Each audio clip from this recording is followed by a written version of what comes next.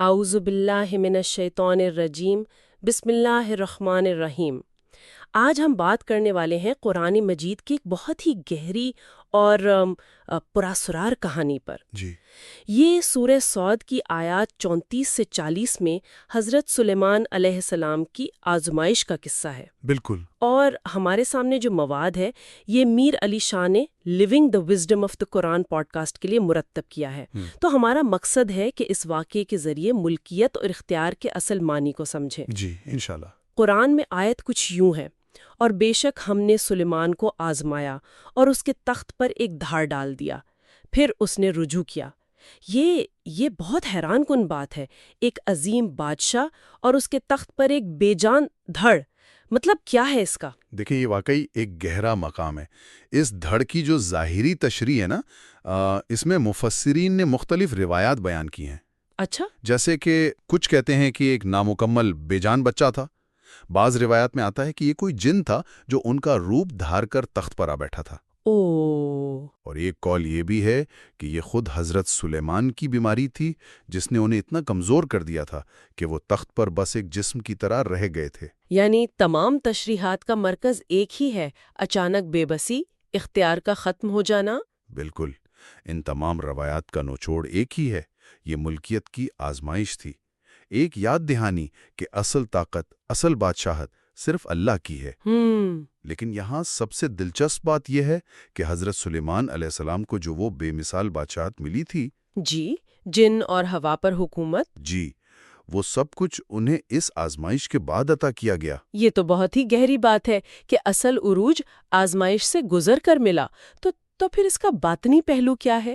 صوفیہ اس کو کس نظر سے دیکھتے ہیں؟ صوفیہ کے نزدیک یہ قصہ دراصل انسان کے اندر کی کہانی ہے۔ حضرت سلیمان علیہ السلام یہاں روح کی علامت ہے، یعنی بصیرت، نظم و ضبط، روحانی طاقت۔ ٹھیک ہے۔ اور ان کے تخت پر جو دھڑ ہے وہ نفس یا آنا ہے، یعنی شیڈو سیلف، جو روح کی جگہ بیٹھ جاتا ہے۔ گویا ہمارے اپنے اندر ایک تخت ہے جس پر یا تو روح حکمران ہے یا نفس۔ جی بالکل، جیسا کہ امام القشیری فرماتے ہیں، بندے کے باطن کے تخت پر یا تو نفس بیٹھتا ہے یا روح، وہ ایک ساتھ نہیں بیٹھتے۔ واہ! تو یہ آزمائش دراصل خود شناسی کا ایک لمحہ تھا، یہ دیکھنا کہ بھئی میرے اندر حکومت کس کی چل رہی ہے۔ صحیح۔ اور جب حضرت سلیمان علیہ السلام نے اس حقیقت کو دیکھا تو آزمائش سے نکلنے کے بعد ان کے پہلے الفاظ کیا تھے؟ رب اغفر لی، یعنی اے میرے رب مجھے معاف فرما۔ جی، یہ دنیاوی بادشاہت کے بالکل الٹ ہے نا؟ بالکل، دنیا میں تو طاقت حاصل کی جاتی ہے، معافی نہیں مانگی جاتی۔ اور امام راضی اسی نقطے کو اٹھاتے ہیں، وہ کہتے ہیں کہ یہ روحانی بادشاہت کی نشانی ہے جو حاصل کرنے سے نہیں بلکہ جھکنے اور معافی مانگنے سے شروع ہوتی ہے۔ یعنی اپنی کمزوری کو پہچان لینا۔ جی، اپنی حقیقت کو دیکھ لینا ہی سب سے بڑی توبہ ہے۔ جب انسان یہ دیکھ لیتا ہے کہ اس کے تخت پر اس کی روح نہیں بلکہ اس کا نفس بیٹھا ہے، تو یہ سچائی ہی اسے اللہ کی طرف واپس لے آتی ہے۔ یہ تو بالکل آج کی سائیکالوجی والی بات ہو گئی۔